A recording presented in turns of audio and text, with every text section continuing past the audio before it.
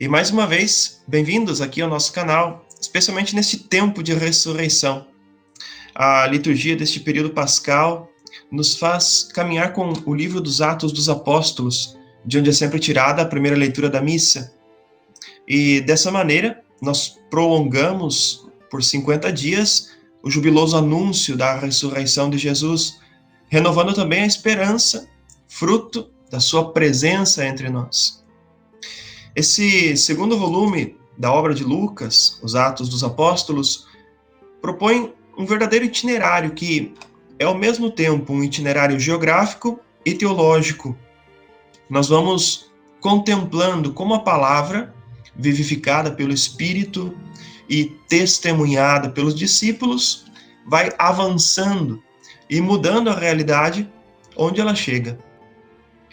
Estamos no capítulo 9, versículos 31 a 42 aqui, e caminhamos junto com o apóstolo Pedro.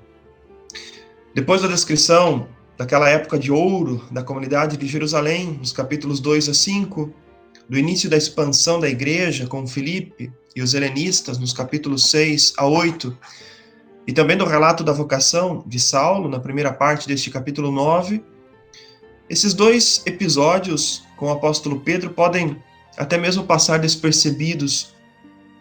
De fato, são pouco comentados, mas eles são importantes em si mesmos e também dentro dessa dinâmica narrativa e teológica de Lucas. A primeira cena que nós vemos aí se dá na cidade de Lida, ou Lod, que fica a uns 40 quilômetros a oeste de Jerusalém, na direção onde hoje é Tel Aviv. É uma região de planície costeira, identificada no Antigo Testamento como Shefelá ou Saron. Pedro encontra aí um paralítico, Enéas, e logo anuncia e realiza a cura por Jesus Cristo.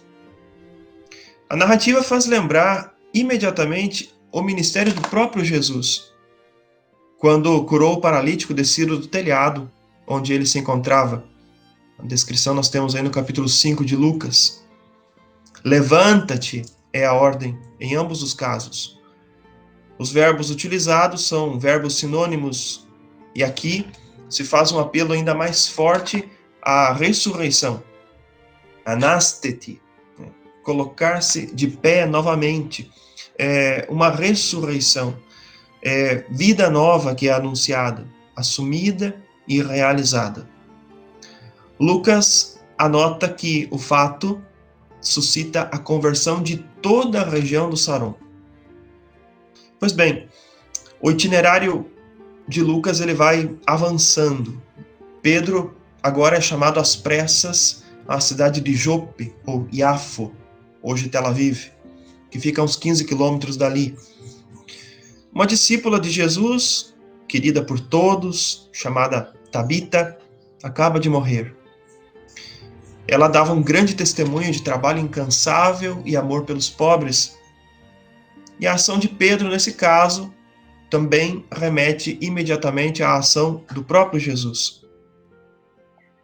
Podemos lembrar pelo menos duas ocasiões. A ressurreição da filha de Jairo, Lucas capítulo 8, onde a ordem é muito semelhante. Lá Jesus diz, menina, levanta-te. E a ressurreição do filho da viúva de Naim, Lucas 7. Lá Jesus diz, jovem, eu te digo, levanta-te. Nesse episódio com Pedro, em Jope, o verbo, igualmente, é ainda mais próximo daquele sentido de ressurreição. Tabitá anasteti, levanta, ressuscita. Os gestos, também estes, são paralelos com aqueles das cenas que envolvem Jesus. Sentar-se, dar a mão, fazê-la estar em pé. Pedro aqui restitui essa boa discípula à sua própria comunidade e a restitui viva. E a anotação final de Lucas é que, dada a difusão desse fato, muitos acreditaram no Senhor. Pois bem, o que nós podemos concluir desses paralelos tão estreitos? Certamente Lucas aqui está querendo dizer, propondo, que o ministério da igreja, dos discípulos do Senhor, está em plena continuidade com a ação do próprio Jesus. A palavra de Jesus, sempre acompanhada de sinais, continua viva e continua eficaz na pregação e na ação da comunidade cristã. E é uma ação vivificadora, um poder sobre a morte. Levanta-te é um imperativo perene, um imperativo atual, dirigido a toda a humanidade.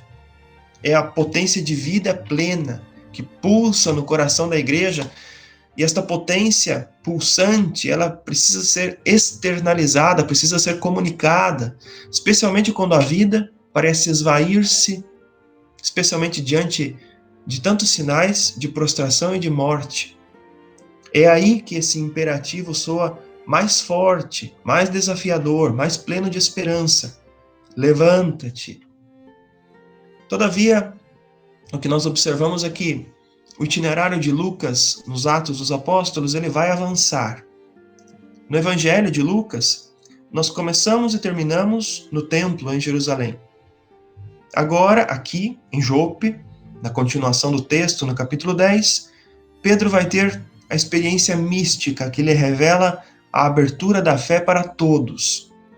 E ainda ele deve se deslocar até Cesareia. A geografia vai avançando e a teologia vai avançando também.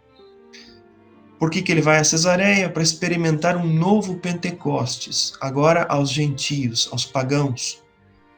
Esse itinerário, colocado por Lucas, né, nessa sua obra, na verdade é um grande convite. Nós somos provocados pela palavra a também nós continuar caminhando em pé, levantados, ressuscitados com o Senhor. Paz e bem.